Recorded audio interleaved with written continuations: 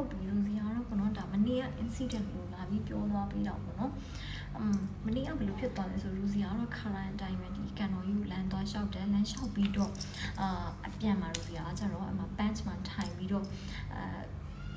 နည်းနည်းလေးအပန်းဖြေတယ်ပေါ့နော်အပန်းဖြေတဲ့အကျင့်မျိုးရှိတယ်အမှထိုင်ပြီးအပန်းဖြေနေနဲ့အကိုကြီးနှစ်ယောက်ကလူစီကိုကြည့်နေတာပေါ့နော်လူစီက uncomfortable ဖြစ်သွားတယ်ကြည့်နေတာကိုnotice လုပ်ပြီးတော့ uncomfortable ဖြစ်တဲ့ချိန်ကျတော့လူစီကထပြန်သွားတယ်နားမှာနှစ်ချက်တက်ထားရပေါ့နော်နားမှာနှစ်ချက်တက်ထားရင်းနဲ့ထပြန်တဲ့အချိန်မှာခဏနေကျတော့အနောက်ကနေရိုစီယာရဲ့အနောက်ကနေတီတီဆိုပြီးတော့ကားဟွန်တန်ကြားလာတယ်နောက်ပြန်လဲလိုက်တော့ဟုတ်ပြီရိုစီယာက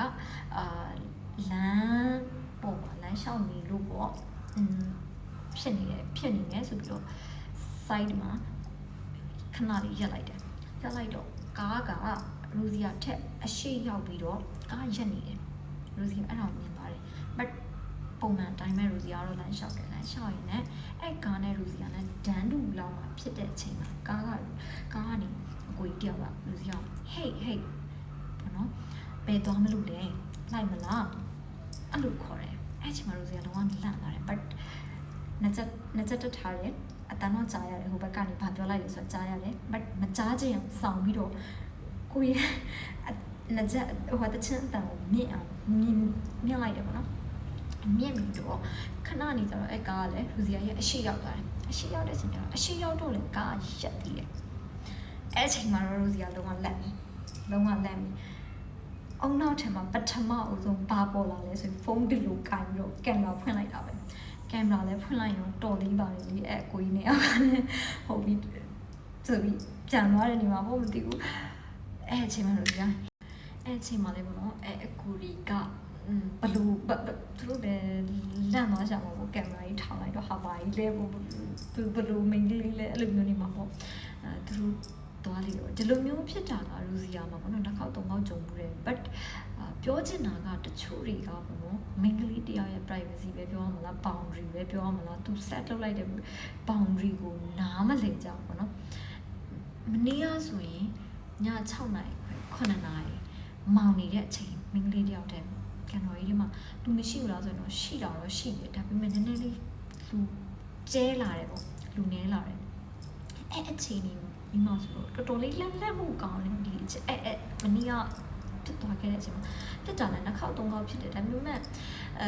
အရှိမှကျတော့လူတွေရှိတဲ့အချိန်ပြီးသွားပြီဆိုအလောက်လည်းမမောင်းခဲ့သေးဘူးလေအဲ့ဆိုအဆင်ပြေတယ်မနေ့ကတော့လေတော်တော်လေးကိုအဆင်မပြေဖြစ်သွားတယ်အဲ့ဒါ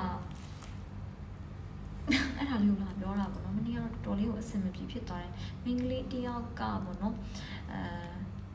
လမ်းလျှောက်ဖို့ကိုတယောက်တည်းလမ်းလျှောက်ဖို့ကြောက်နေရတယ်ပြန်နှစ်ခေါက်သုံးခေါက်တွေးနေရတယ်ဆိုတော့အဆင့်ကြီးပုံစံမျိုးဖြစ်နေတာ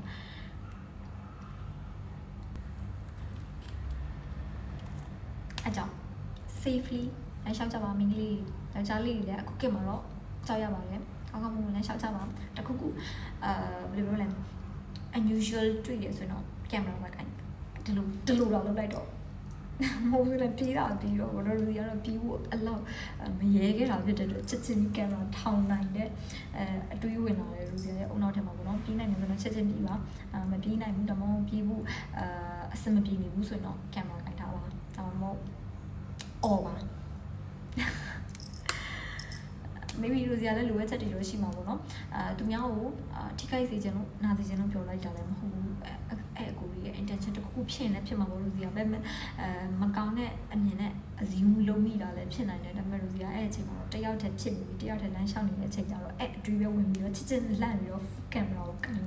ကောက်ကင်လိုက်တယ်ပေါ့နော်အဲ့ဆိုတော့အကုန်လုံး safely နေကြပါ